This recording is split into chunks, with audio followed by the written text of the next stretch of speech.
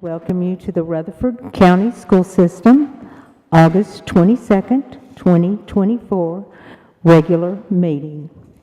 We will now have the Pledge of Allegiance. Ms. Claire Maxwell will introduce our guest.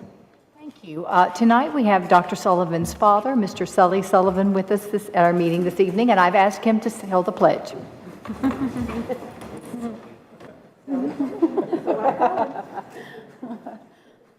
I pledge allegiance to the flag of the United States of America and to the republic for which it stands, one nation, under God, indivisible, with liberty and justice for all. Thank you, sir. Thank you, Sully. We appreciate that. As we look at our moment of silence, I have several things I would like for us to remember. Please remember the families of two of our employees. We have had a bus driver to pass away, and we also have a bus aide who is in the hospital in critical condition. I would also like us to remember the family of Mr. Robert P., who's with us tonight, a county commissioner. His wife, Pat, is very, very sick.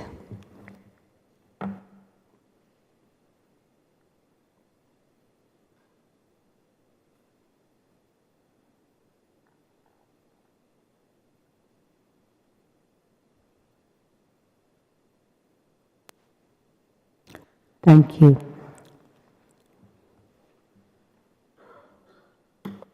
Board, I would like to draw your attention to the regular agenda. Do I have any questions or comments on the regular agenda? Yes, sir. I've got one. I notified the board of this last night. Under the partnership between Kittrell, Rutherford County, and the school system, and working through that, one of the recommendations that you will see that has changed is to only use one field at the Kittrell ballpark, and instead to utilize the second Buchanan field for middle school softball. That will put high school softball and middle school softball both at the Buchanan complex, which is our school, which would also remove some of the burden on the Kittrell community field as well. And we'll talk, of course, more about that later. But that is a change that has been made to the agenda. Board's notified of that as well. Thank you. Anyone else? Seeing none, I'll entertain a motion. Move to approve. Thank you. All in favor say aye. Aye. All opposed, no. Anyone wishing to abstain? Motion passes. I now direct your attention to the consent agenda. Do we have any questions or additions to the consent agenda? And I know, Dr. Sullivan, you have one. We have 3 additions. We have 3 SPED educational assistants that we have added. As the board knows, this is one of our hardest positions to fill, and I would request us to go ahead and approve these instead of waiting until the next board meeting in September so that they can start. So those are the 3 SPED EA positions that have been added. Those are the last Yep. 3 on there. Okay. Anyone else have a question or comment about the consent agenda? Seeing none, I'll entertain a motion. Move to approve. Thank you. Second. Thank you. All in favor say aye. Aye. All opposed, no. Anyone wishing to abstain? Motion passes. I will now direct your attention to public comment. Before we go into public comment, I would like to say that our public comment is supposed to be, by policy, 30 minutes long. We happen to have 11 people who have signed up rather than 10. You are allowed 3 minutes, so obviously that is 3 minutes more than it would be if I was sticking straight to the rules. I would like to ask if we could have a motion to suspend the rules and allow all 11 people to speak tonight. So moved. Thank you. Do I have a second? Second. Thank you. All in favor say aye. Aye. All opposed, no. Anyone wishing to abstain? We will allow all 11 people to speak. 1 second, let me go to my next folder. The first person we have is Carrie Lambert. Would Carrie Lambert please come forward? Ms. Lambert, you know that in front of you, you have your little box that tells you about your time, and you have 3 minutes. Thank you very much. Thank you. I'm here tonight to speak about the 7 books that are being challenged for removal in our school libraries. There are other people tonight that will speak to the importance of these books and why they should remain on our shelves. I'd like to address a slightly different issue with removing books from our libraries. I've heard people talking about this book saying they spoke to a board member who said there's really nothing they can do, their hands are tied, that these books, as important as they might be, violate the new state law that went into effect this summer. Good news, your hands are not tied, at least not in the way you think. This is the United States of America, and we are one of those states.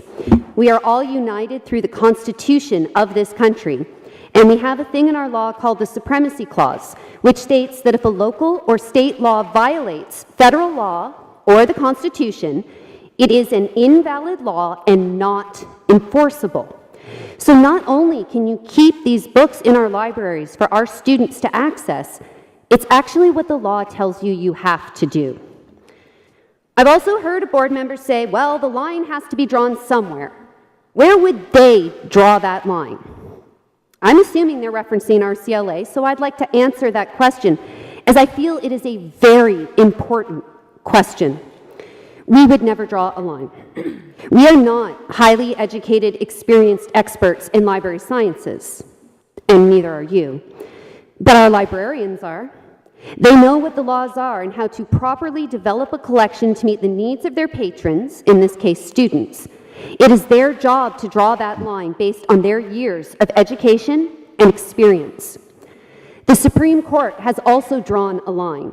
They have affirmed more than once that children have the same First Amendment rights as everyone else, and that the only materials you can legally remove from libraries based on its content is obscene material. They came up with a very specific test to determine if something is obscene, the Miller test, which says you must take the work as a whole, cover to cover, and determine that its only purpose is to appeal to the prurient interest. And that basically means that you have to have a physical response to that material that both sexually excites you and makes you want to vomit at the same time. Okay? It does not mean sex or nudity, both of which the Supreme Court has ruled are not obscene. So we would never draw a line, but we do support the line the librarians and the Supreme Court have drawn. Removing these books from our schools doesn't respect the experts or the law, but rather caters to a small but vocal minority in our community while stripping away our children's rights and putting them at a disadvantage to students in other districts that can access materials they need for a full education, including AP credits our children won't have the ability. Thank you, Ms. Lambert. Thank you.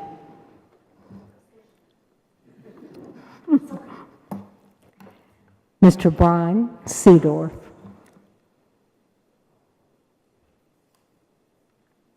Brian, I don't think you've spoken up here before, but that's your timeline.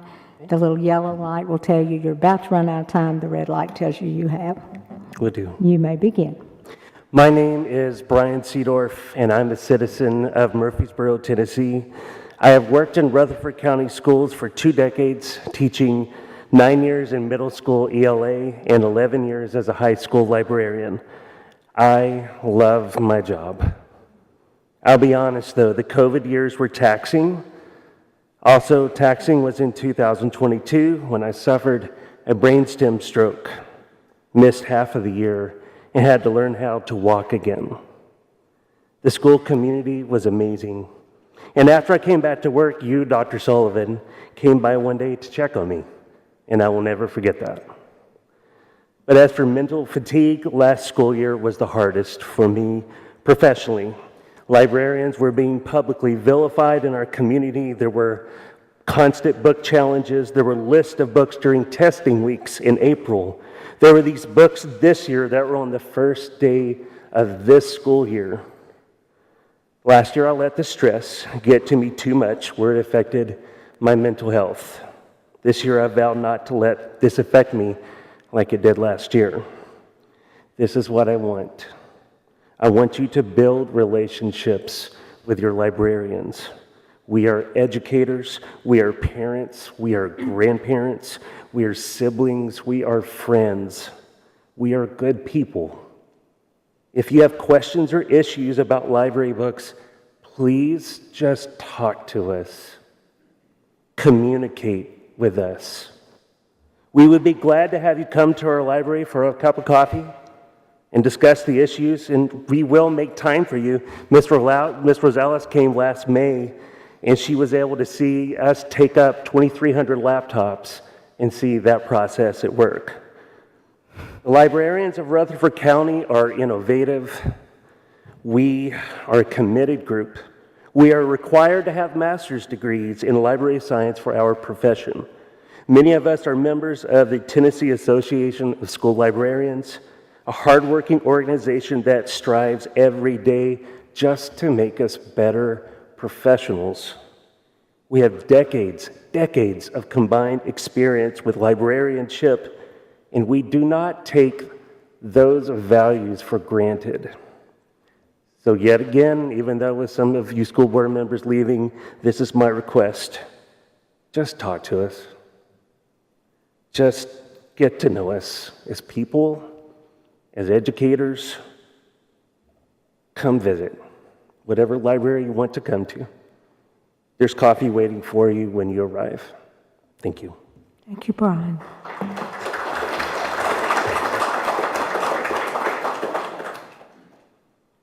Miss Daphne Gamble.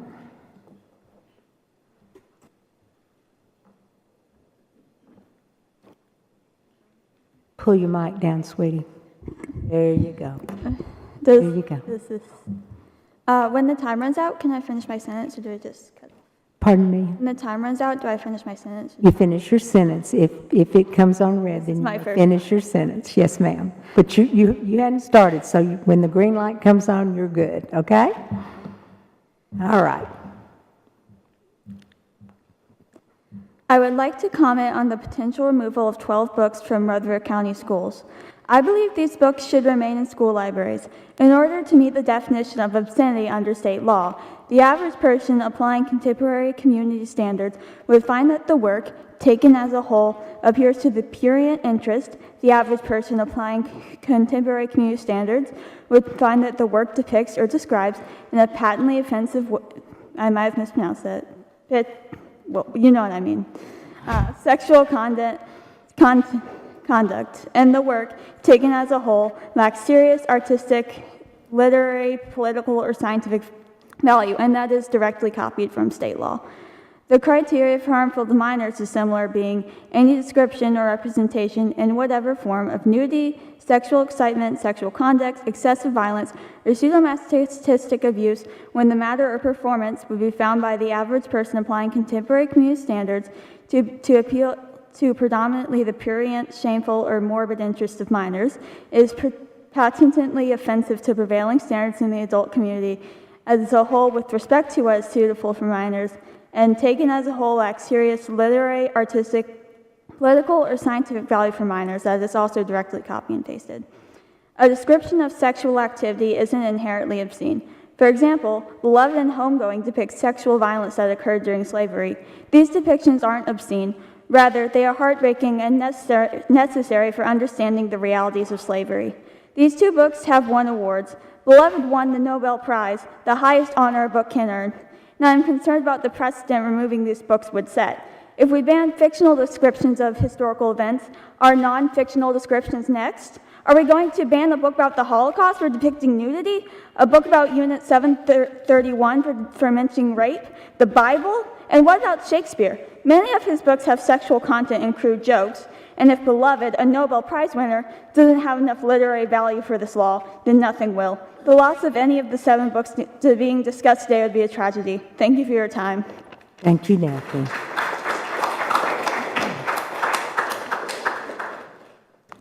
Angela Frederick.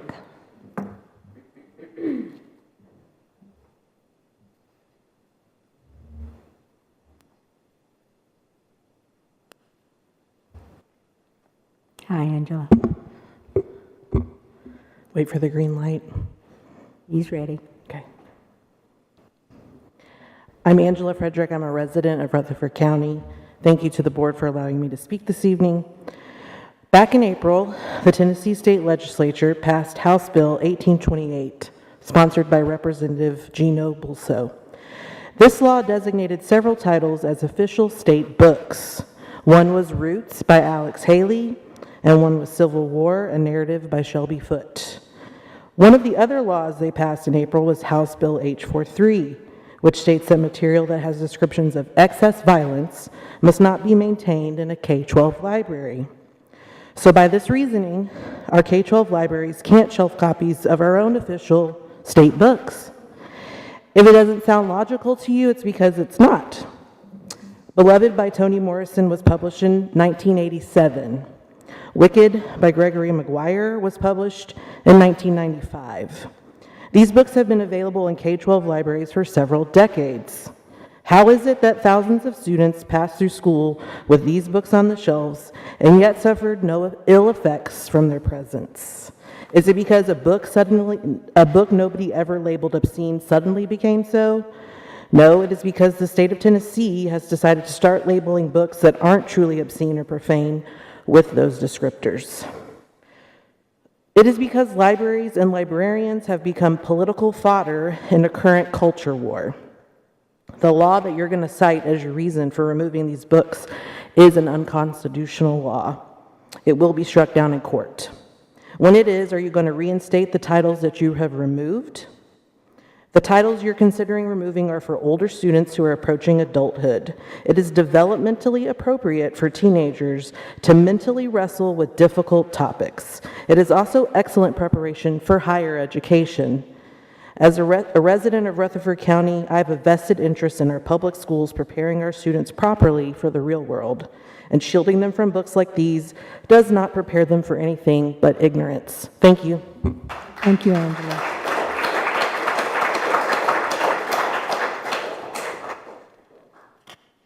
Jason Patterson.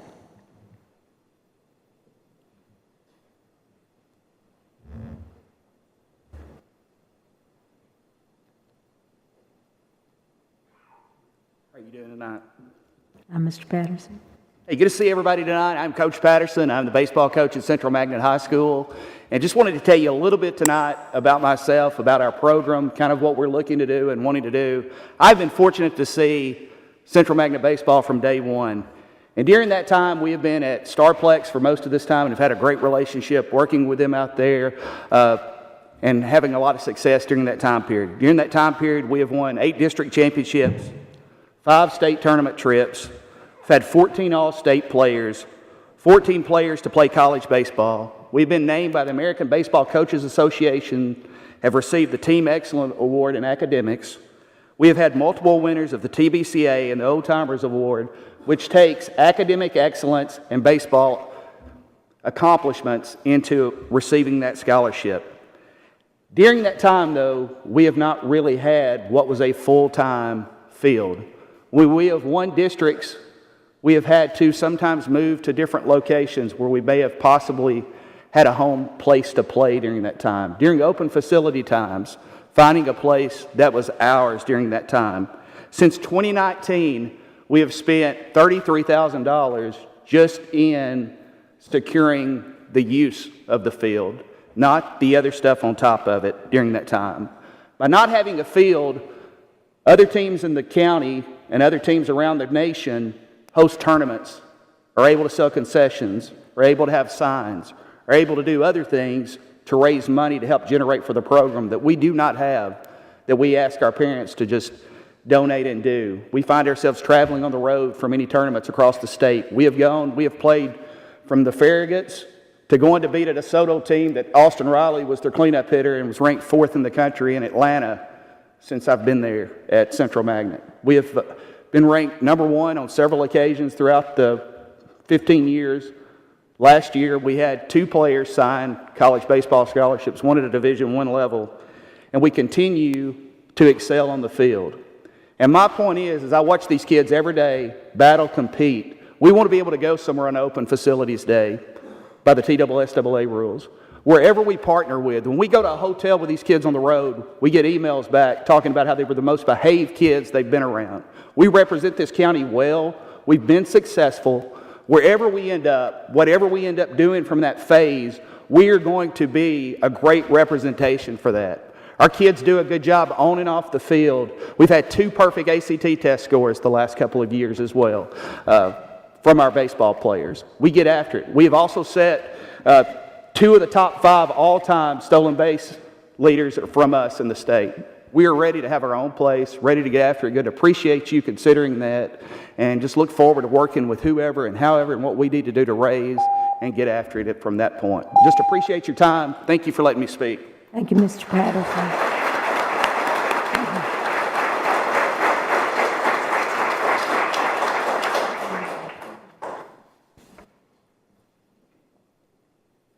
Shane Wickwire, I'm sorry. I know your name. I am so sorry. Good evening. I'm Shane Wickwire. I'm Executive Director of the Springs Empower Academy in Smyrna. And I just wanted to talk about how our opening is going. So far, we've had an amazing opening at the Boys and Girls Club at Smyrna. We have just under 200 students, K through 5, in 9 classrooms with 9 certified teachers. We have 5 ACEs, which are like super classroom aides. We have a part-time music teacher serving all students, and that's 3 times a week. We have contracted with Project Play to serve our special needs students. Our families are incredibly happy with their school of choice. We've been working on this for a few years, and it's wonderful to finally see the hard work pay off in the students' smiling faces and the families. Our charter school serves all students, general education, special education, and students with 504s. Some grades are on the wait list. Some grades still have seats available, so apply now. Prior to our school opening a couple weeks ago, we had a ribbon cutting ceremony with the Smyrna Chamber of Commerce. It was a wonderful ceremony, and we appreciate everybody who came out. Thank you, Tammy Sharp, for coming out and joining us there. I'd like to add that in spite of a ton of support from Rutherford County Schools, there has been some bad charter school press in May and June, and it did negatively impact our enrollment. A lot of what was put out there was inaccurate. Empower Academy has certified teachers. We service all students, kinder through 5th. We utilize state-approved curriculum. We follow state standards. Our teachers are held accountable through the same methods as Rutherford County teachers, as am I. And in spite of what you may have heard, charter schools are not taking $12 to $15 million from Rutherford County. All students are funded the same in the state. The funding model timing is a little bit different, where charters get funded monthly and the district gets funded at the end of the year. It is an inconvenience, I understand that, but there is no financial loss overall. In fact, our authorizer, Rutherford County Schools, gets paid by Empower Academy annually. I'd also like to add there are some things like our students are eating from vending machines, which is utter nonsense. I've been in education for over 25 years, and I've never seen students eat so well. It's a mandate from our county and from the state that we have healthy meals for our students, and we have a great company doing that. We are also mandated by the state to have armed SROs at every public school. Unfortunately, the charter schools in this area did not get an SRO because apparently there weren't enough to go around, so we've had to fund that on our own, which is a bit of a challenge. I will just add that in spite of those challenges, we're doing well, and we thank you for your support. Thank you, Mr. Wickwire. Robert P., Commissioner Robert P.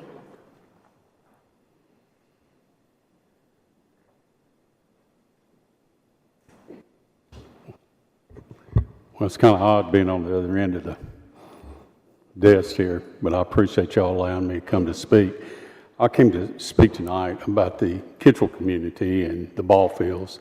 First of all, I want to thank all of y'all for the help that you've given our community out there, especially Dr. Sullivan, in working with us, the Conservation Board and what they're doing for us. We've got some questions from our community about the contract that's coming up. I think some of it was just finalized today, that there were some changes, and our folks hadn't had a chance to see it.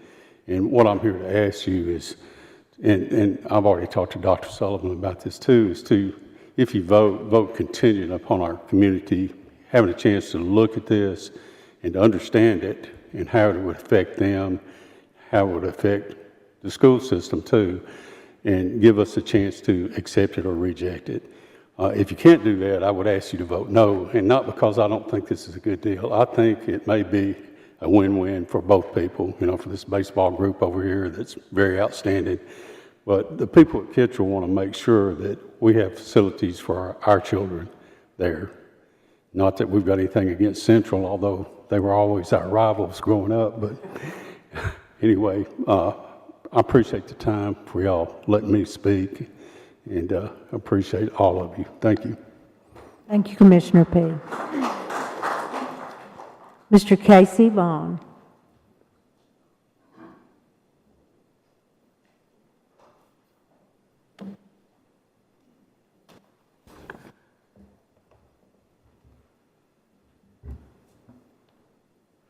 I had a big speech written out for tonight, and I kind of dropped it.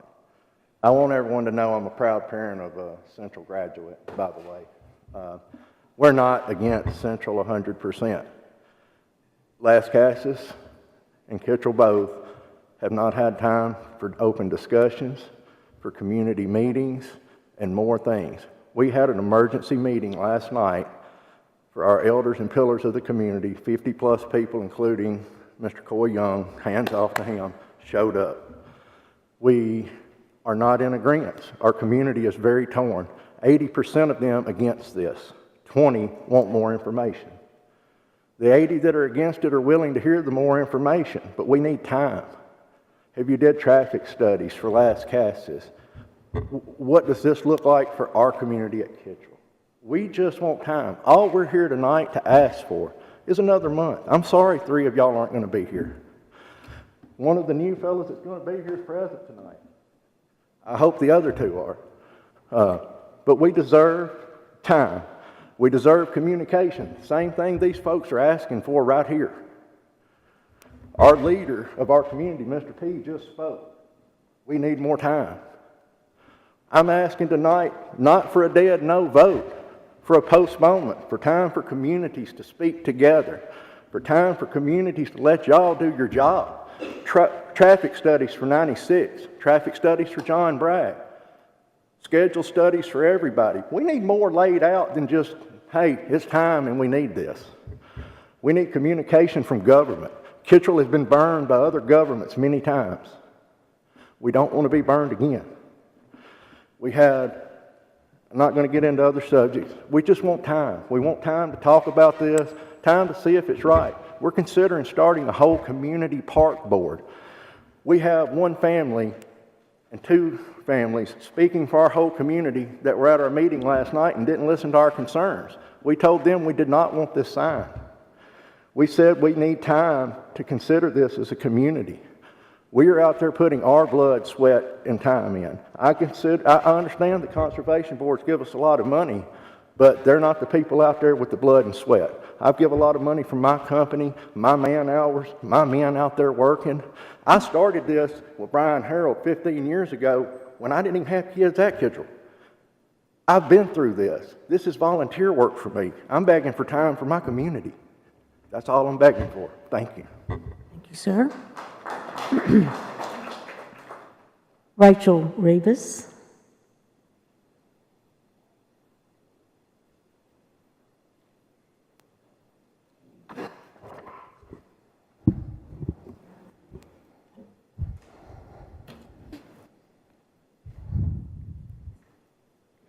Think about your favorite thing to do outside of work and not having a place to do it, or a fear that that might be gone as a child or a student.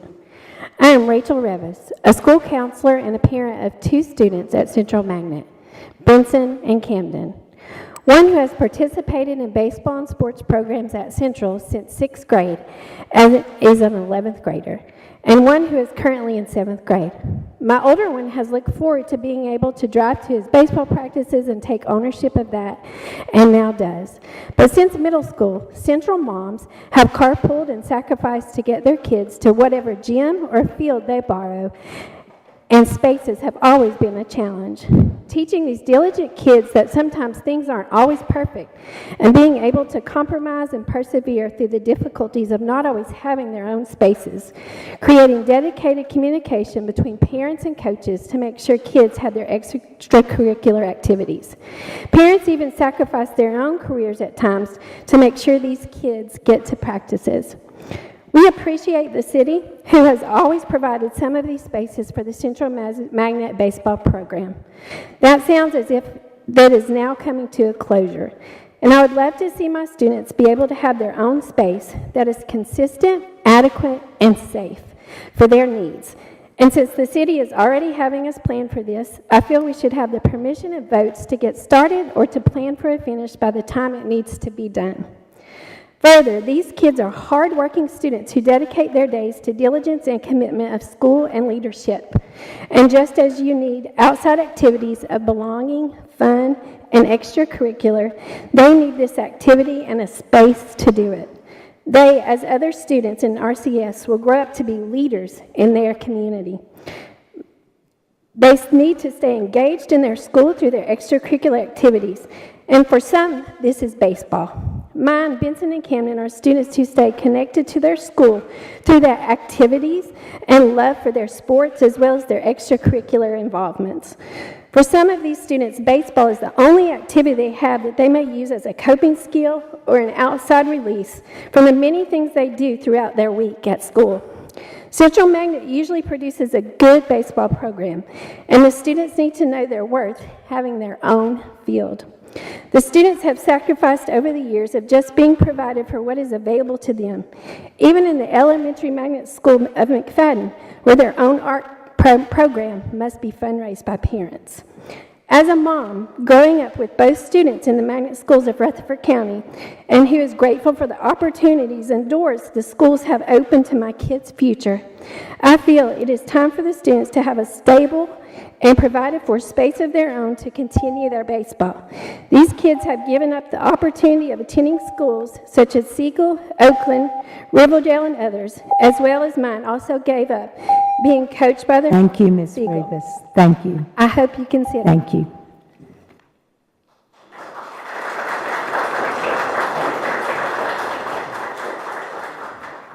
Alec Lanter.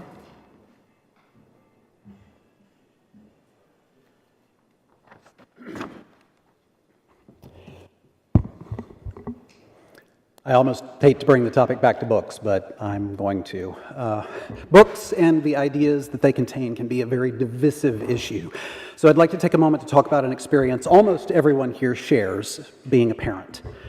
I assume that it goes without saying that we love our children. Why else would we be spending precious after-work free time at a school board meeting? When was the last time you told your child that you loved them? I know that personally, I don't say it often enough, and definitely not as often as I think it. I would not be at all surprised to learn that most parents have that thought occasionally. So how can we as parents tell our children we love them?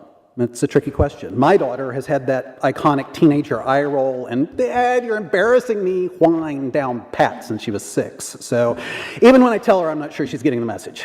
But maybe a better question would be, how can we avoid telling our children we don't love them? How many times have we as parents done the thing we felt was right in the moment, only to later realize that we are sending a very different message than we intended? I keep telling you, why do you keep doing that? That phrase has definitely come out of my mouth more than once. And what I meant was, I'm trying to keep you happy and safe. Please stop doing that. But I'm sure that instead what she heard was, "I am so disappointed. Why can't you be better?" Walking that line between protecting our children and encouraging them to be independent, morally and ethically aware adults is the most difficult thing most of us will ever have to do in our life. Now, what does this have to do with removing books from school shelves? Books are one of the ways our children explore their world and learn about themselves and the people around them. Books contain characters, events, and ideas that can be explored safely without doing things which can physically or emotionally harm them. And most importantly, books give our children the words and tools they may not have in order to ask us for help. I don't think there's a parent in this room who would hate their child for asking a question. Regardless of what they ask, each of us would try to help them make the choices that we feel will keep them safe and happy. So now let me ask, what message do we send to our children if we remove a book that speaks to them?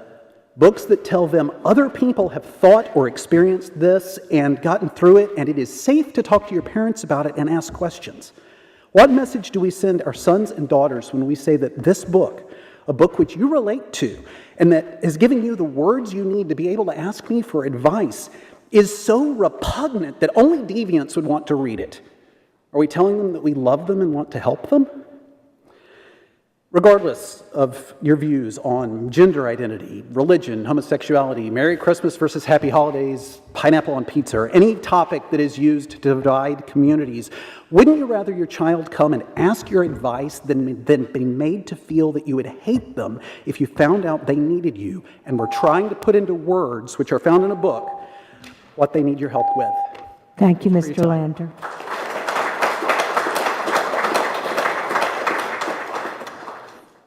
Jennifer Edwards.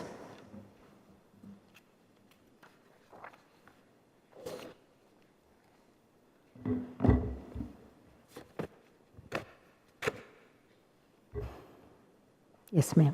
Give that baseball coach his field. That's the first thing I need to say. But I am also here about books, but they need a field. I want to tell y'all a little story very quickly about a real-life person named Margaret Garner. She went by the name of Peggy. She was enslaved, and she escaped with her 4 kids and her husband and crossed the Ohio River while it was frozen, and then got captured and sent right back down toward New Orleans. She decided to jump off that boat with a kid. She also had previously attempted to kill her other kids because she did not want them returned to slavery. She knew that death was better than being enslaved. Her kid, when she jumped off the boat, died. She did not. They pulled her off, and then they tried her, not for murder, they tried her for stealing property because the kids weren't considered property. They were just slaves. That's real. That happened in America. It is also what the book Beloved that Toni Morrison wrote is based off of. It's based off of a true story. I no longer have kids in your system right now at this time. My 22-year-old graduated from Riverdale, and my 10-year-old goes to city school. But obviously, he will be coming to you soon. So I'm here as a mom because kids have to have options. They have to have books to read. I want to start by telling you that censorship does not result in education, the pursuit of knowledge, or intellectual growth. And I first read Beloved on my own as a 15 or 16-year-old. Oprah was talking about it, so I read it. And instantly, to this day, if you ask me, my favorite book is Beloved. And it's not because it was an easy read. I had to put it down, walk away for a couple days, and come back to it. It is a lot. But it was so profound to me at 15 and 16 that even though what you are doing right now doesn't affect me or my kids directly, I'm here after hours when I could be doing 100 other things I'd rather do. I am here to let you guys know that banning any books at all is not okay. Just because, is that counting down? Okay. Just because you don't like what the mirror shows you doesn't mean put the mirror down. Instead, it means you lean in, you dig in, you find out why it bothers you. This is called growth. Thomas Jefferson, he had children with his enslaved people. It is just part of it. Sex, rape, it happened. I know those are themes in Beloved, but the biggest theme is about slavery and about how the mother wanted better for her child. That is the going theme in Beloved. Also, as our young person over here said, it won a Nobel Peace Prize. I'm skipping some stuff, but in my last 3 minutes, don't ban books, but don't ban Beloved. Thank you.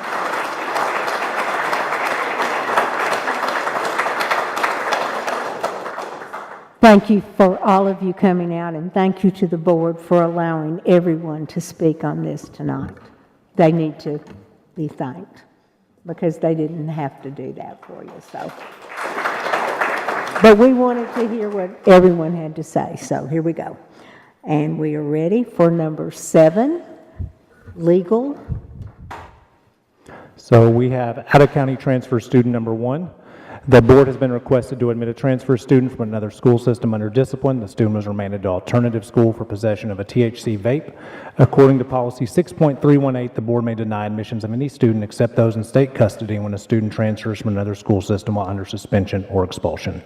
Director of Schools' recommendation is to admit and place into alternative school. The board, however, has recommended a motion to admit or deny the admission of this out-of-county transfer student as presented. Any comments or questions? Seeing none, I will entertain a motion to admit or deny the admission. I move to admit. Second. Okay, admit and place into an alternative school. All in favor say aye. Aye. All opposed, no. Anyone wishing to abstain? The student will be admitted and placed into an alternative school. Number 2. Out-of-county transfer student number 2, the board has been requested to admit a transfer student from another school system under discipline. The student is remanded for threat of mass violence. According to policy 6.318, the board may deny admissions of any student except those in state custody when a student transfers from another school system while under suspension or expulsion. Director of Schools' recommendation is to deny admission. However, the recommended motion is for the board to admit or deny the admission of this out-of-county transfer student as presented. I will now entertain a motion to admit or deny the admission of this out-of-county transfer student. Move to deny. All in favor say aye. Aye. All opposed, no. Anyone wishing to abstain? Deny admission. Number 3. Out-of-county transfer student number 3, the board has been requested to admit a transfer student from another school system under discipline. The student is remanded for possession of a weapon other than a firearm. According to policy 6.318, the board may deny admissions of any student except those in state custody when a student transfers from another school system while under suspension or expulsion. Director of Schools' recommendation is to admit and place into alternative school. Recommended motion, the board has both options to admit or deny the admission of this out-of-county transfer student as presented. I'll entertain a motion to admit or deny this out-of-county student. Motion to admit. Second. Thank you. All in favor say aye. Aye. All opposed, no. Anyone wishing to abstain? We will admit and place into an alternative school. Number 8, Director of School Evaluation Tool. We've all had time to take a look at that. This is in compliance with our 60 days from July 1st in which we must come up with an evaluation tool. I will now open the floor for discussion. Is there any discussion? There's no discussion on the evaluation tool. I will ask for a motion. Move to approve the evaluation tool as presented. Thank you. May I have a second? Second. All in favor say aye. Aye. All opposed, no. Anyone wishing to abstain? Motion passes. Financial matters. All right, number 9, Financial Matters, tab 4, Fund 177, Fund Balance and Expenditure Approval. This amendment moves funds from account 34685, Committed for Capital Projects, to account 91,300,335, Maintenance and Repair Buildings in the amount of $2 million. Historically, the ending fund balance has been used to allow the long lead materials and emergency acquisitions to be ordered prior to revenues, specifically property taxes, being collected. The movement of this money from fund balance will go to fund the LED lighting projects in Fund 177. Recommended motions to amend the 24-25 capital projects budget Fund 177 by reducing account 34685, Committed for Capital Projects, and by increasing account 91,300,335, Maintenance and Repair Services Buildings, in the amount of $2 million as presented. As we discussed the other night, we have $8.3 million in this account. It is about a $19 million overall fund, and we want to go ahead and get some of our projects moving before this property tax comes in December, January, or February. Questions or comments on this particular financial matters? Ms. Bratton? Ms. Rosales? I am really excited to get this program going so that we can finally put this inside the building so that we can see some savings by using these LED lights. Just in case you did not hear the discussion from Tuesday night, we will start with our sports fields first so that we can make sure, am I right, Trey? Yes, ma'am. Okay, that'll be the first project we do, and then we will move into the inside. So, questions or comments? Anyone? Oh, Mr. Tidwell, I'm sorry. I just want to point out, the reason we're starting with athletic fields is because of some of the liability issues that we ran into some of the other schools where we had lights actually fall down and destroy some property. So there's a safety part there. That's why we're starting there. Yes, thank you for pointing that out, because that is true. Yes, sir? I'd also add, along with the poles that are irreparable in some of our places, we also are not within TWSAA lighting standards in most of our sports facilities. Do you agree with that, Mr. Lee? Yes, sir. Any more questions or comments on Fund 77 fund balance approval? I will entertain a motion. Move to approve. Second. Thank you. All in favor say aye. Aye. All opposed, no. Anyone wishing to abstain? Motion passes. Number 10, engineering and construction. All right, so what we are looking to do, just as a reminder, in the spring of 2023, we were notified by the city that we needed to look for alternate facilities for Central Magnet's baseball and softball programs, both middle and high school. Central is unique, and outside of Eagleville, they are the only school that has both middle and high school in their school. What we are looking at here is in October of 2023, October 10th and October 12th, we discussed possibly building on the Whitworth Buchanan site.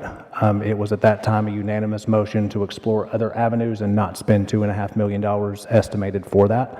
And this is a result of those conversations. Those conversations began the very next day after that Thursday board meeting. And I'll read this and then be happy to answer any questions. What we are looking for again is for long-term solutions for Central. To summarize really quickly, the two softball programs, middle school and high school, the middle school softball program will go at Buchanan, the high school program will go at Buchanan. And that is a change from what was presented on Tuesday night to hopefully be able to work with the community of Kittrell and also be able to use the site that's already one of ours. It also puts both programs at one facility. High school baseball would be at Las Casas, which is a school property-owned field connected to Las Casas School. And then the one outstanding that we do not have a permanent solution for is middle school baseball, and that is the request to use the Kittrell field. After I go through all this, I'll also read the agreement, the pending agreement that we have with the Rutherford County Conservation Board. So, RCS request to provide support for Rutherford County recreation facilities jointly used by the community organizations and future school teams. Kittrell Fields County Recreation, Central Magnet Middle School Baseball, storage building of $10,000, portable baseball mounts and infield baseball, or for infield work, baseball $10,000. If an agreement is reached with another entity for Central Middle School Baseball, or if agreement is not approved by other entities, the funds for this facility be reallocated to other projects. The other part of this partnership involves Rutherford County Schools and County Rec on the old Kittrell Gym, which is Rutherford County School property. Buchanan Field, this is going to be high school softball. A storage building for $10,000, infield work and bases for $10,000, rebuild the electrical work, but maintenance staff is going to provide the labor for $25,000, scoreboard and controls for $45,000, and then one bleacher for $25,000. The change was Buchanan, the other field at Buchanan, middle school softball, infield work and bases $15,000, fence repairs $15,000, and the bleacher at $25,000. And then Las Casas School is high school baseball, storage building at $10,000, fence work at $25,000, infield work and portable mound at $10,000, scoreboard $45,000, electrical work $25,000, and then lights and poles for the facilities, because they are required for high school, will be budgeted as part of the LED lighting transition in Fund 177. Recommended motion to approve as presented, utilizing budgeted funds in 141, 76, 100, 799 other capital outlay. And if it's okay, I'll go ahead and read this agreement that has been, the board has a copy of this. I definitely hear the community concerns of making sure that we communicate with the community. However, as a government entity, we have to work with other government entities. In a community, you're never going to have 100% agreement on anything. And so while we definitely respect that, Kittrell is one of our schools and one of the areas that we respect, we also have to work on agreements with who is in control of the fields and who has ownership of the fields.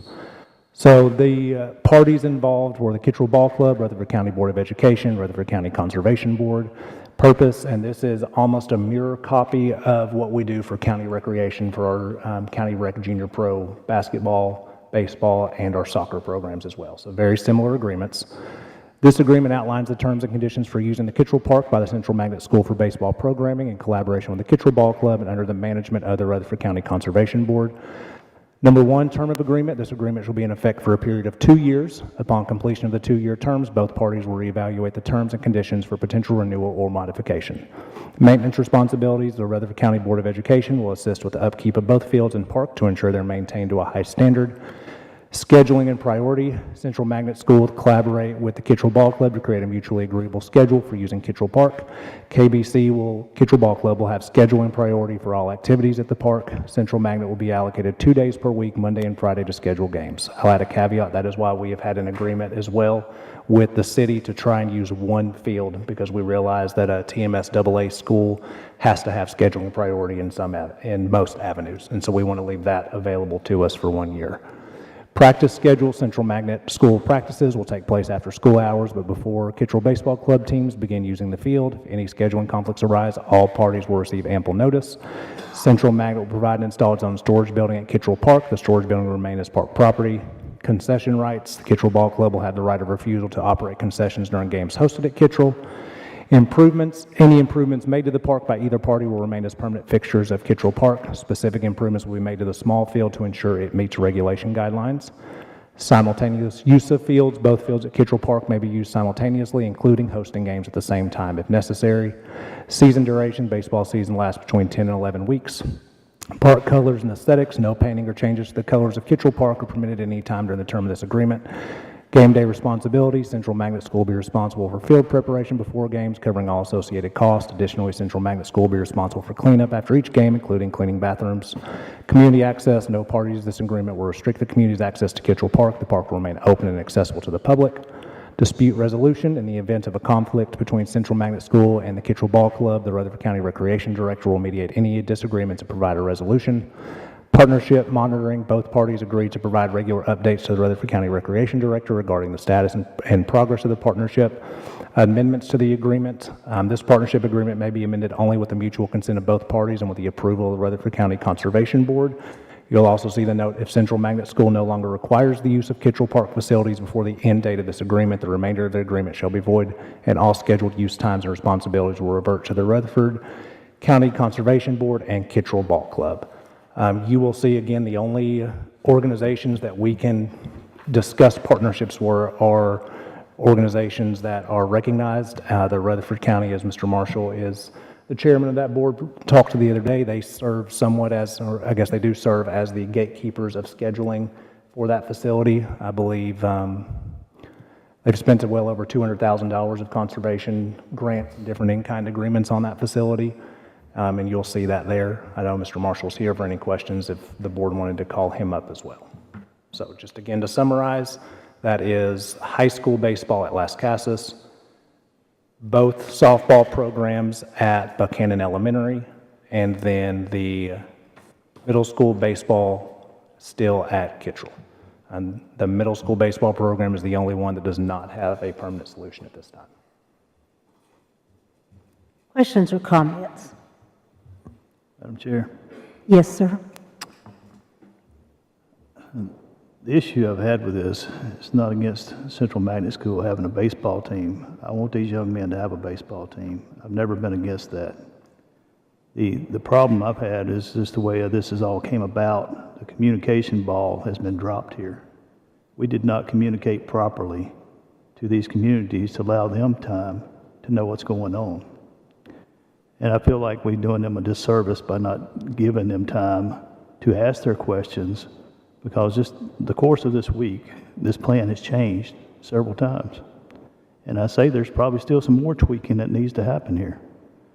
So I think that we need to take that in consideration. Nothing against supporting these guys with baseball, but we need to give these communities and these parents that are going to be affected by, will be impacted by this, a chance to speak out and let their concerns be known and be addressed. I've heard things like traffic issues.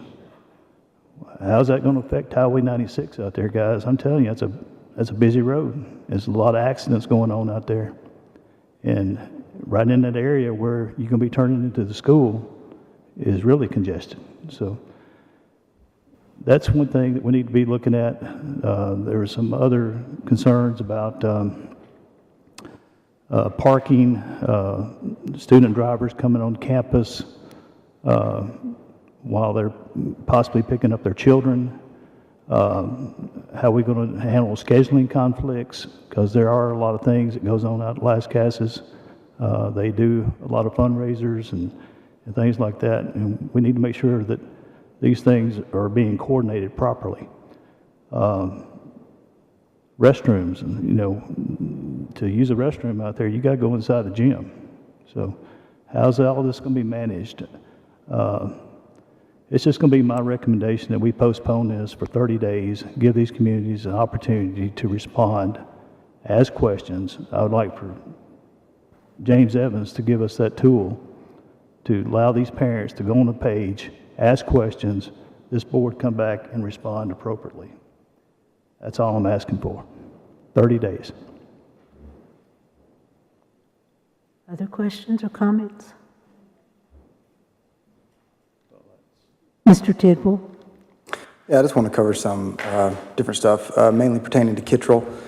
So a lot of this was, a lot of things were mentioned the other night. Of course, there have been some changes. I've found most of these changes to be positive in favor of the Kittrell community. There's a couple things I wanted to go over. I was at the meeting yesterday with the community as well and spoke with several of the community members, also received phone calls, emails, and responded to those as well. And of course, there's some mixed feelings about different things, and I understand that. I have to look at this as both sides. So we're here to represent the school district, not just in each individual community, but also as a whole. And I'm thinking in my mind, if I flipped the script and it was Central that was had already had a community center, and Kittrell was in need of the middle school, how would I look at it then, just to make sure that I'm looking at it from the right way? And as I'm looking through this agreement, which of course I've had many discussions with the parties involved as well to make sure we come to a good spot. A couple things I want to point out. The agreement is going to be in effect for a period of 2 years, so we're sticking to this agreement. So there's been a lot of different discussions about different things that I've heard from certain individuals that are not happening. So what's in this agreement is what's going to happen. It's for 2 years. The practice schedule, as was discussed by some of the leadership of the Kittrell community last night, the practice schedule, they are typically the middle school, now we're down to the middle school softball team only, so that was another change. We had middle school baseball and softball going out there. Now we just have middle school baseball going out there. So there's already freed up some of that schedule concern, even though I felt like the agreement already cleared it up in the first place, but this is even better for Kittrell. So part of that is they practice directly, the middle school baseball team practice directly after school. They're done by 5:30, and according to leadership out at the Kittrell Community Center, their practices usually start after that. So there wouldn't even be a lot of conflict there. Another thing I want to point out about the schedule is leadership in Kittrell, and I keep referring to leadership because, as Dr. Sullivan mentioned, that's who we're working through. We're actually 2 spaces away. So you have the community elects their board or has their board members out there at the Kittrell community. We talk to the board, the board for the Kittrell community talks to the Conservation Board, and the Conservation Board has been talking to us. So that's the channels of which we have to operate. Another thing that was brought up is the practice of the season, the baseball season. It lasts between 10 and 11 weeks, so that's the time frame. They start in mid-February and they end in April. And according to leadership from the Kittrell Board, their practices and games typically don't even start till mid-March. So even part of that season is not even a conflict. But on the times that it would possibly be a conflict, there are a couple things that I want to address as well. They talked about who's going to clean up. So this on number 11, it says Central Magnet School will be responsible for cleanup after each game, including cleaning the bathrooms, which we heard from Coach, some of the positive comments that have been given to Central on how they take care of the facilities they are granted to use. Number 12, no parties to this agreement will restrict the community's access to Kittrell. This is not an overtake. No changing of colors or painting. This is not a changing of the name. I know there's been some recent controversy out there about those things, so I understand the caution, but still, we're voting on what's actually written down here. So I just wanted to dispel some of those things. And also, this partnership agreement, this is number 15, may be amended with mutual consent of both parties and with the approval of the RC Conservation Board. So there is still room to work together. This is, in my opinion, been favorable, including the things that the Rutherford County School Board is offering out to the community as well for this partnership, not a partnership. It's a partnership. A couple things I did want to bring up as well. One of the things that was listed was, previously was listed, was the bleachers. That funding, we have since talked to the community as well. If they don't want to use the funding that was set aside for the bleachers, then to upgrade the bleachers, then that funding should still stay with Kittrell. So that was part of the initial agreement. I want to make sure that's there as well. I don't quite understand the traffic study portion for one baseball team coming out there. You know, we complained when our alternative school was held up by the city because we were asked to do a traffic study for 60 students, and we thought that was all kind of ridiculous. And then here we have one baseball team coming out in non-high conflict times. I just don't see that being a major concern. So I've mentioned that. One last thing I want to ask Dr. Sullivan to speak a little bit to as well, because I know there's been some comments on this, is the gym. Do you mind addressing a little bit of that? So I know that got some community attention. It was no disrespect to the Kittrell community whatsoever, but when you're in the negotiating tactics of being able to utilize facilities, Kittrell has a need that we need, which is a field, and we have a facility, which is the old Kittrell gym, that I know that the Kittrell community has looked at. We did the exact same thing at the Rockvale Community Center. However, giving up that Kittrell gym has been a hardship on our district. We no longer, and I won't put Mr. Lee on the spot, but Mr. Lee is not thrilled that I have taken his storage away from Kittrell. We have very few storage spots in our district, and that is one of the last two that we had. And so giving that up is a huge sacrifice. And so it wasn't meant to just hold over the Kittrell community's head, but it is part of it as a partnership. It is a give and take on both sides. We will be utilizing the field at times, but at the same point, we are giving up access to a facility that we currently use. I just want to say one more quick thing on that. And I think Mr. P had spoken to this as well, and some different members that I spoke to on the Conservation Board. The intent for that old gym is to make it a community center. Now, as far as I understand it, Rutherford County Schools has spent a lot of money on the exterior of the building, fixing the looks, the exterior, I think they added some metal, did some gutters, the roof and porch. They took care of all that maybe in the last 5 years or so. Is that correct, Trey? The metal in the roof was replaced about 12 to 15 years ago. We also rebuilt the electrical service and changed all the lighting inside the LED lighting. Now, but there are still a couple.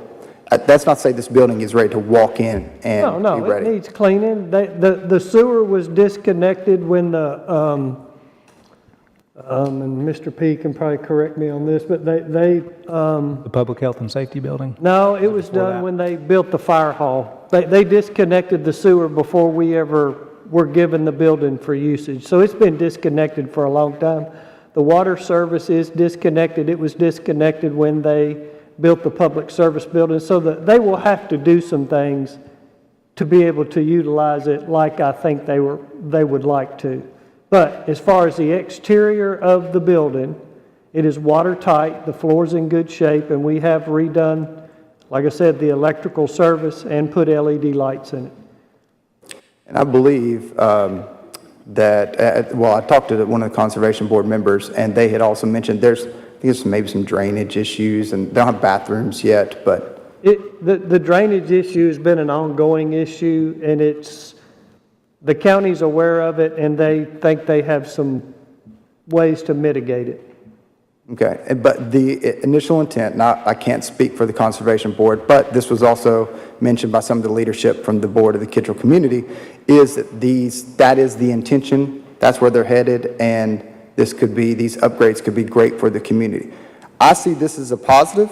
I know that there have been some that have disagreed with that sentiment, and then there have been others in the community that have agreed. So, like you mentioned, it's always stuck between a rock and a hard place, but I'm glad to see this finalized in the way that we've been able to negotiate some of the positives. Other discussion? Yes, ma'am. Just to cover a few things, Dr. Sullivan, Las Casas Elementary gets out at 2:30, Correct. and I don't know, how long is the drive from Central to Las Casas? 15 minutes without any traffic. Okay. Which So would be we're probably looking about an hour between their dismissal and anybody arriving for baseball practice, probably? Correct. Okay. I first want to say thank you to the community for coming and speaking and voicing their concerns. I really want to give a shout out to the Central students. I highly applaud you for standing up and speaking your minds and communicating with the board. That can be a very intimidating thing for a child and a student to do. I got several very touching emails, including some that didn't even play, but their friend played and they just wanted this so badly for their friend. I said at our meeting on Tuesday that our magnet schools don't have all of the luxuries that some of our other schools do have. And I think this is a step in the right direction to help rectify some of that. These kids work really, really hard at their academics, and they work really, really hard at their extracurriculars as well. The one caveat that I have with this that was actually brought to my attention by a constituent was I brought up some safety concerns I had about the lack of the GPS and camera systems on our activity buses, and we weren't able to accommodate that at the time with our budget, and I certainly don't want to send the message to our community that the athletics are above the safety of our students. So I don't know, Dr. Sullivan, if there's a way to look at that and revisit that. Yep. So the board voted that down 3-4, I believe, but anything can be brought forward. At that time, it was not my recommendation from a funding aspect, because when you're in June, our budget's in the middle of being passed by the county commission, and I was not comfortable making any type of modifications to a budget that has already been passed at that point. At this point in the year, we do mid-year cleanups and budget amendments at all times. And so that I have something that the board wants to reconsider, I'll, of course, whatever the majority of the board wants, that is what I'm charged to do, which puts me in a really awkward spot sometimes when everything's 3-4 and 4-3, but absolutely that's something we can do. Anyone else? Dr. Sullivan, I guess Mr. Tidwell. I'm sorry about that. Yes, thank you, Ms. Bratton. Just a follow-up question. Are you saying that you would now possibly support that amendment? So as far as the cameras, I think there's two sides to that. The general consensus about having cameras, yes, I think that is beneficial. The difference between our activity buses and our regular buses that are picking students up is it's our employees who are driving activity buses. And activity buses would then be approved by the board if it was someone other than an employee. I also know when you are looking at how players and students react after games, sometimes that's not always positive. And that's just the honest truth. Those are not always positive conversations after a tough loss. Not to say that's to hide anything, but if you were to put me on the spot, yes, I would support that right now. Thank you. Yes, go ahead. I think the difference, and I definitely, Mr. Young and I have talked off and on through it. I called him today, told him we have a differing opinion, but I respect and appreciate his leadership and always have. We mentioned this in October of last year. The difference for me is when you're looking at a community partnership, the community partnership was needed for Kittrell because that is not a school system facility. Las Casas is our facility. I understand that parents have worked on that facility. We thank them for that facility and working through that, and that's not to discredit that at all. But to work with a community on how do we come up with an agreement when it's already our facility to use, that puts us in a strange position. Madam Chair. Yes, ma'am. Thank you. Yes, I've received several emails. Thank you all for reaching out about this, because I do feel like our magnet schools have been slighted in many ways. You give us very good grades, and you know, there's not a lot in return. The same thing for Thurman Francis up on the north end. Dr. Sullivan, is there any reason that we couldn't table this or postpone this until our first September meeting? It wouldn't be my recommendation because this season starts in February, and if we are transitioning Buchanan to a high school field and Las Casas to a high school field to get lights and everything done, honestly, this probably should have been done in June or July, but I was not here some of the time during June and July, and that's just the honest. 2 weeks? We're already behind. It's my recommendation to move forward. Yes, ma'am. Sorry, two more things. Mr. Tidwell, were you saying that you wanted to add the 50,000 back into the Kittrell? Let me pull up, Because I believe, Dr. Sullivan, it was 50,000 for 2 sets of bleachers, is that correct? It was, and that Kittrell facility already has some bleachers, so that lowered it when I went out there the other day. What you will see in this agreement, though, is on bullet number, let me find the number. Number 7, specific improvements, the second sentence will be made to the small field to ensure it meets regulation guidelines as well.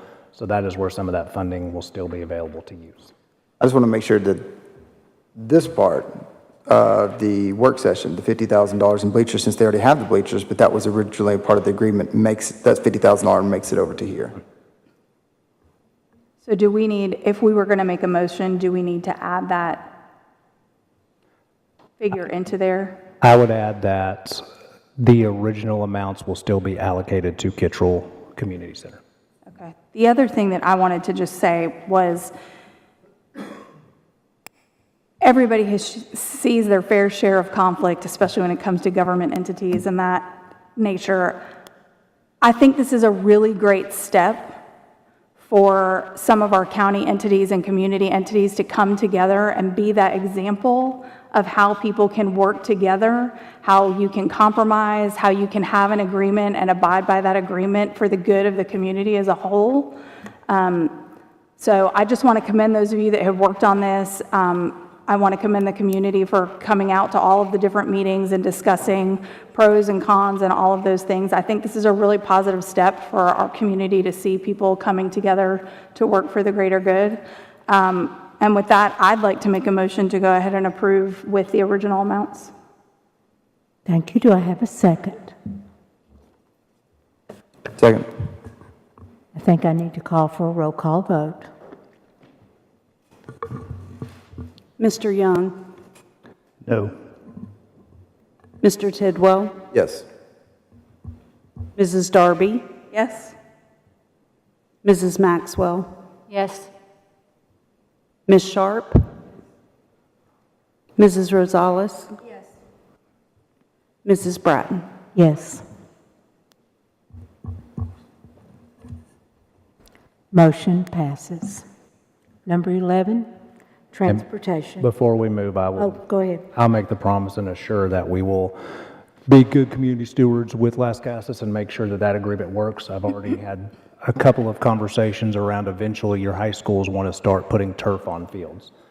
With lights and with turf on fields, we'll work through the logistics. That's still a Las Casas school facility, and so Mr. Uptain and Central will have to work on use of facility requests for those things to make sure both schools are working through and making sure the community has use, but it overall should be a win-win with a amazing facility that the community will be able to use. Thank you. Yes, ma'am. Swimming pools. I'm just going to tell you, get ready. because that's coming next. That's going to be coming next. You're here. Let's get ready. A lot of things are going to be covered. I promise you. Number 11, transportation. Number 11, Transportation, Tab 5, Rutherford County Board of Education Extended Sessions Bus Contract for 24-25. Transportation has submitted the extended service contract for Power Hour 24-25 school year. The contract is the same contract as last year with changes, Section 5.2 for the compensation dollar figure of $235 per day. Recommended motions to approve the extended sessions contract for Power Hour for the 24-25 school year as presented. Do I have any questions or comments on transportation? Yes, ma'am. How many students are we serving on this? Do we know? Dr. Chastain, can you get, no, during You can get that director's later. update, can you see how many students we're serving during Power Hour? Yeah. It is much lower than in the past because the funding went away last year, so it's now just the students who are required by state law for 3rd, 4th, 5th grade. Third, fourth, and fifth. Okay, anyone else?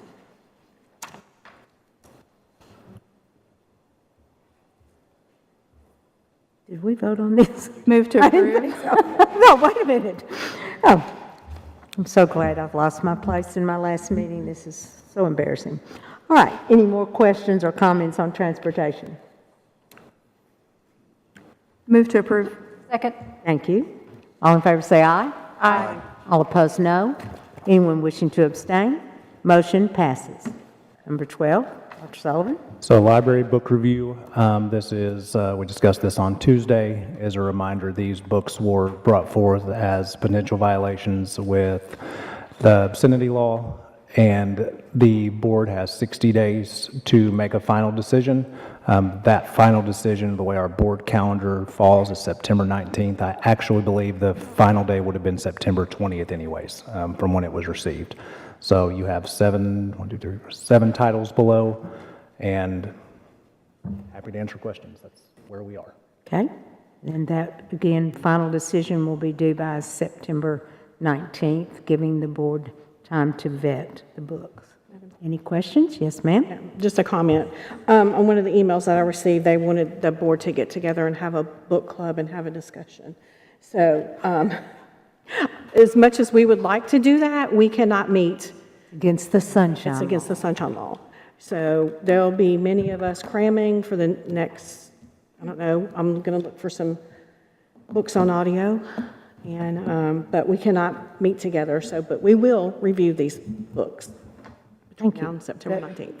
It's good to point that out. Appreciate it. Anybody else? Dr. Sullivan, Yes. can we get a copy of the law? Yes. Sent to everybody? Yeah, we can do. I can do that. Anyone else?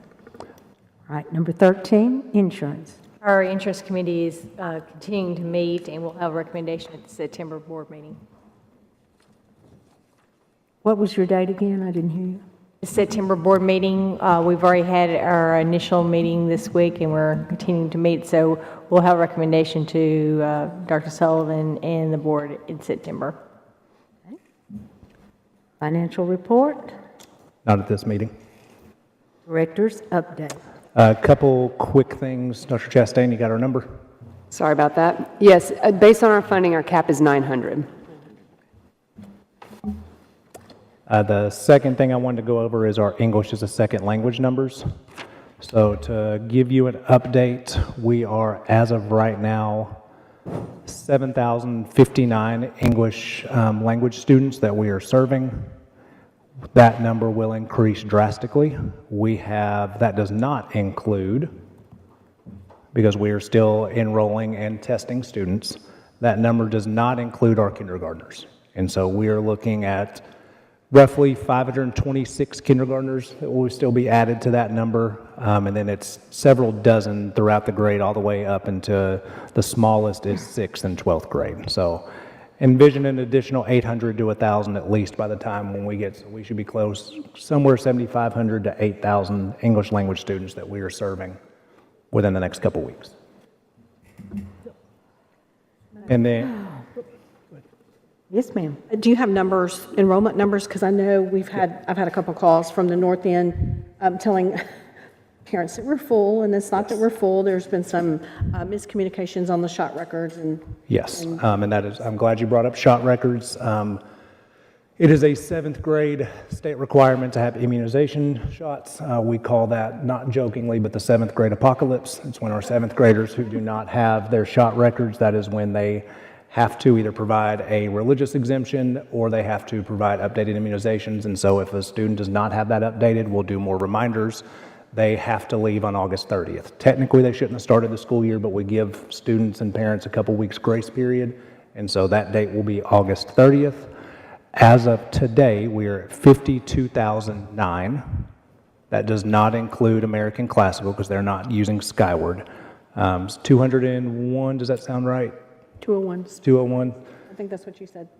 You know what ACAR has, American Classical? It's right over 200.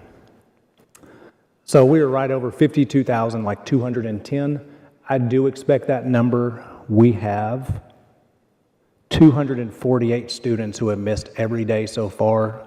Starting next week, they will drop because they are no-shows. They've moved, and if they moved to a state who hasn't started school yet, there'd be no way for us to get their records requests. So probably 51,900-ish. Yes, I'm looking at you, Mr. Evans. We decided we had a 201. We've been deciding over who would get the closest, so. Surprised Don't parents are still enrolling. Oh, they are. Of course, well, they they'll were still still be enrolling them enrolled. last year till the And we end. always have some that enroll after Labor Day because they don't they come know from the that our West Coast school and has they don't started. Right, Yep. Thank you. always. And then I have recognition for our 2 board members that are leaving. I did this 2 years ago when we had board members leave, so I'm going to go over there because that's where they are.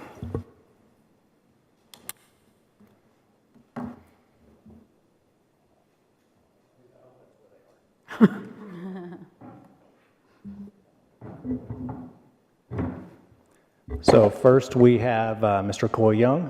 So in appreciation of Coy Young, members of the Rutherford County Board of Education, September 1st, 2012 through August 31st, 2024. I know this is technically their last meeting, but they are not gone until August 31st. So I've joked we're going to call an emergency meeting on August 31st. We're not really doing that. Not without me, you're not. Good point. Who provided unselfish devotion and service to the students, teachers, and citizens of Rutherford County, presented by the Rutherford County Board of Education. Has all of our names on it. Mr. Young is a past chairman as well, which is the way a school board should be. You have disagreements with different board members about different opinions, but ultimately, at the end of the day, it matters that you know that that person's heart is in the right place, doing what's best for the district, what's best for their community, and what's best for students. And despite any disagreements, Mr. Young has always been supportive of our school system, has been one of our #1 champions, if not our #1 champion. And I can't thank you enough for your service, sir.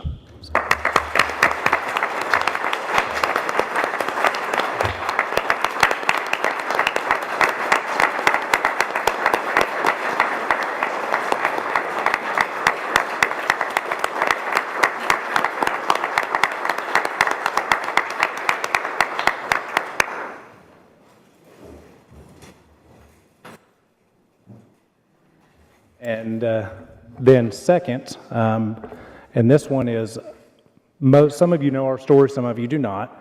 I met Ms. Bratton the first time probably in 2009. At that point, you had to have a superintendent's license when you when you were teaching. I just got my admin license, and so she was at Blackman Middle. I was a teacher. She said she was going over to central office, so I handed it to her. She had no idea who I was, really no idea who she was, other than she was the coordinator of middle level education. Fast forward a couple years, I was the principal at Harris Middle School in Bedford County. We had 31 new teachers my first year. A lot of people left, and so we had 31 new teachers. Ms. Bratton had just retired. And to train new teachers, I couldn't think of a better person other than to reach out to somebody I didn't really have a relationship with and see if she'd be interested in being our instructional coach for new teachers. Thank goodness she accepted that. We worked together for several years, and then I made the unfortunate decision with Title I funding to ask Ms. Bratton if she were okay if I basically fired her and replaced her with a computer clerk. Didn't know how that decision would come back and haunt me, and she'd be the chairman when I was the director of schools 10 years later. But I did replace Ms. Bratton with a computer cart, and then online testing failed, so still apologize for that motion. But in seriousness, thank you to Ms. Bratton. She serves as a mentor, has served in this community, in this district as an educator, administrator, mentor, school board member. And we have the same appreciation of Sheila Bratton, member of the Rutherford County Board of Education, September 1st, 2020, August 31st, 2024, who provided unselfish devotion and service to the students, teachers, and citizens of Rutherford County.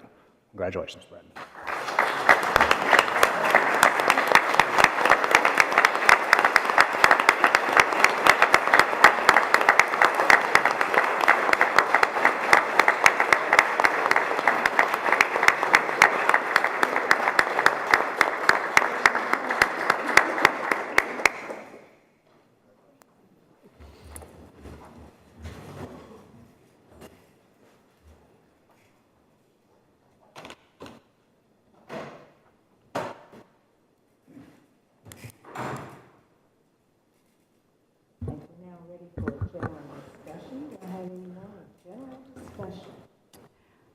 I would just like to say, and I'll try to say this without crying.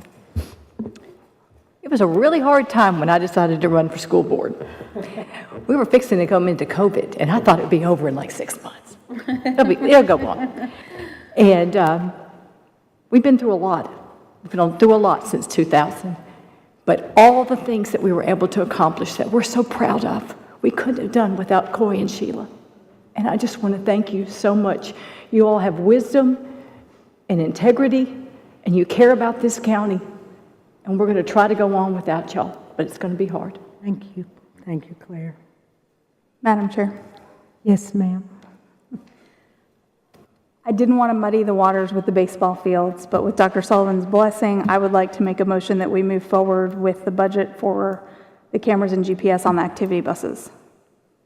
Okay. Second. Okay.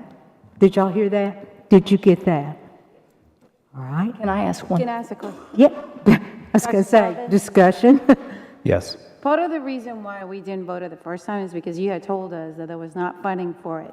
So I need to understand if there's funding for this.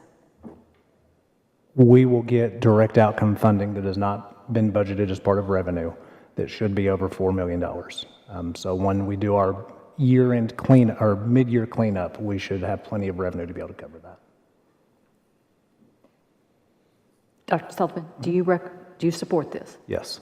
Okay. I've had a motion and a second. Is there any more discussion? All in favor say aye. Aye. All opposed, no. Anyone wishing to abstain? Ms. Darby, the motion passes. Thank you. Anyone else? Mr. Tidwell. Yes, Trey, I just wanted to see if we could get an update on that alternative school that I mentioned earlier as to where we are at. On the Church Street? Oh, 814 Church Street. How's it going? Not good. Nowhere? Nowhere. We are waiting on the next stage of drawings from the architect. They're supposed to be to us by the middle to the latter part of September. What do you think the chances of that opening up this year are? Slim and none. 0. They told us that, sounds like. Yeah. Very disappointing. Very. Tralee, the virtual school is in Holloway, right? Right now? Yes, ma'am. We need to take a tour. Agree. We need to go and look at it, so I make a motion that we go look at it. You don't have to make it. Do you It's want, okay if you But I don't. would go love now. for us Talk to about set our- time for us to go. you want to talk about Smyrna, or do you want to wait? You can go ahead. It's your news to share. So I have asked the contractor at Smyrna to give me a firm date. We are intending to turn over the addition at Smyrna between Halloween and Thanksgiving of this year. Wow, awesome. I would like to, when I get that date, for the board to consider. We've done some during the day things where the board meets to go just take a tour just before the students go in. Or we can do a Saturday or a Sunday afternoon open to the public. It's something we can think about. We've done a lot of different things with additions, but I think with these three, there needs to be something for the community, planned for the community to be able to come. And the same for Oakland or Riverdale when we get there. I concur. I Absolutely. think it would be a good idea to do it on the weekend so the community can be involved. Yeah. Yes. But if the board would like to take a preliminary tour, We do. I do at least. when we get closer to that date, we can arrange that. Yes. Thank you. When can we go look for, at the virtual school? When can we make an arrangement for us to go? 'Cause I'll I'd have like to Dawn see it. email, I have Dawn email everyone tomorrow. Perfect. Just be aware that there is construction behind that annex. They're in the middle of buildings, Yeah. housing, and it has cut our power several times. Contractor has, and you may or may not be on generator power when we go over there. That Very sounds well good. could happen. Mike has had conversations with them, and I spoke with Middle Tennessee Electric. They're trying to twist their arm on our behalf as well. They're supposed to have repairs permanent this afternoon as we speak. We hope they have. If not, we're going to continue on a, they cut our power on Monday afternoon, and they've been on a generator ever since. So contractor did step up, provide a generator. We were down for the better part of a day, but we have had power since then. Mr. Reed, is there an update on the land at all? No new news, nothing new. Thank you. Ms. Sharp? Thank you. News from Laverne, we have a new archery team for the high school. There were 40 students that showed up. More than that have expressed interest, but they need some sponsors. They need all equipment from the arrows, pouches, the bows, and they're looking for someone to sponsor their shirts. Now, they can do the Fruit Loom shirts, but they would like some nicer shirts because they've already put the line in the sand and said they're going to go to state. And this was a coach that was at Blackman before, and his daughter was, I think, state champion, was very successful at Blackman. He's now one of our welding teachers at Laverne. So if anybody has a business that wants to sponsor some shirts for the archery team for Laverne High School, please reach out to me and I'll put you in contact with them. You got one? Okay. I also want to thank, just it involves, of course, Mr. Young and Ms. Bratton, but collectively, this board that's worked together the last 2 years. I'm not sure there was more that has been accomplished by a board. No disrespect to other boards, but we have reduced deficits, done aggressive pay raises, gotten $200 million in county commission approval. It has not been fun. It has not been without controversy, but we have done an absolute ton. And I'm going to talk about that. Yeah, no one can ever accuse us of taking the easy way out and not addressing hard topics. So that's something to be commended for, because oftentimes that's easy to do. Thank you, sir.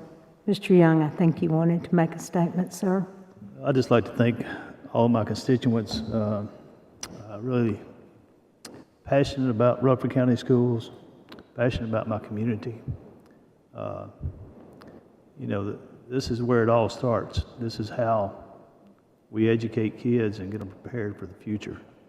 And it's very important that we continue to focus on that.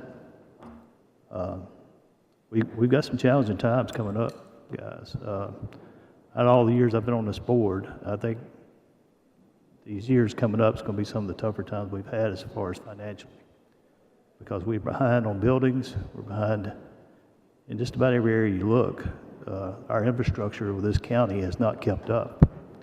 And if our funding mechanism does not change, there's going to be a lot more problems to solve. So I just encourage you board members to keep fighting the fight. Let's do the best we can for Rutherford County Schools. And thank you for all your support here at the central office. Anyone else before I close? I have a few things to say. First, I have an email that was sent to Ms. Williams that a lady asked to be read at the meeting, so I agreed to read it. It's very short. She just said, as a retired librarian, I am shocked to see this upsurge of book banning. Books are treasures that let people fulfill themselves.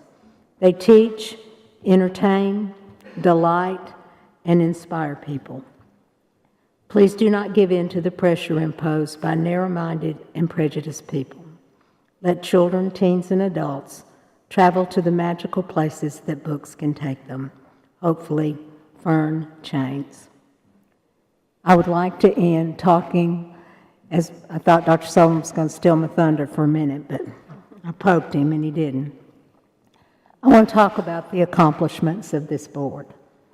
We have so many that I had to work quite a while to narrow it down, but I do want to point this out, the things that have been done. Following the will of the majority of this board, we raised teacher, administrator, and classified staff salaries exponentially to ensure employee retainment and recruitment. This is still mentioned to me by our employees frequently. Following the lead of Dr. Sullivan and advice of a study by a third-party entity, we are now in line with all the surrounding districts of our size. We designed, got approval for, and we are building 3 needed additions at Smyrna High, Riverdale High, go Claire Maxwell, and Oakland High, thus ensuring the removal of some of our portables and increased safety precautions for our students and employees. The will of the majority of our board ensured the director of our schools got a 2-year extension to his contract. He is the only nationally board-certified superintendent in the state of Tennessee, and we made sure that we kept this outstanding director. We submitted a balanced budget and asked only for maintenance of effort for the last 2 years to the County Commission. We have maintained a Level 5 district since 2020, even through COVID and the subsequent years following the pandemic. We have maintained our high academic standards and provided the resources needed to support teachers and students' needs for success. We purchased land for a new elementary and middle school from the John L. Beatty family, designed and obtained funding for the new Poplar Hill Elementary School, which is being built on that property now. We established 2 more new schools to address the needs of our students at the Roy Waldron Annex and 814 Church Street. We trained over 6,000 employees in safety training for active shooter situations. We have rezoned the entire district to better meet our constant growth concern, and we will be re-examining that rezoning in the fall to make any necessary changes. We have presented several resolutions to the legislature on issues such as substitute safety training and vouchers and charter school funding. Some of our resolutions have made it into law, like our mandatory safety guidelines for all substitute teachers. We voted for improved working conditions with a new MOU for teachers in collaborative conferencing. These are just a few of the highlights of the last 4 years accomplished by this board, most of them accomplished in the last 2 years. Although there are always ups and downs which accompany the difficult decisions made by a school board, I'm very pleased with what has been achieved. It has been an honor and a privilege to serve in this county where I was born and raised, educated, served as a teacher and administrator for 36 years, and a member of this board, culminating a 48-year career in education. Education is the hardest job you'll ever love. I thank you all for allowing me to love it this one last time. Move to adjourn. Thank you. We are adjourned.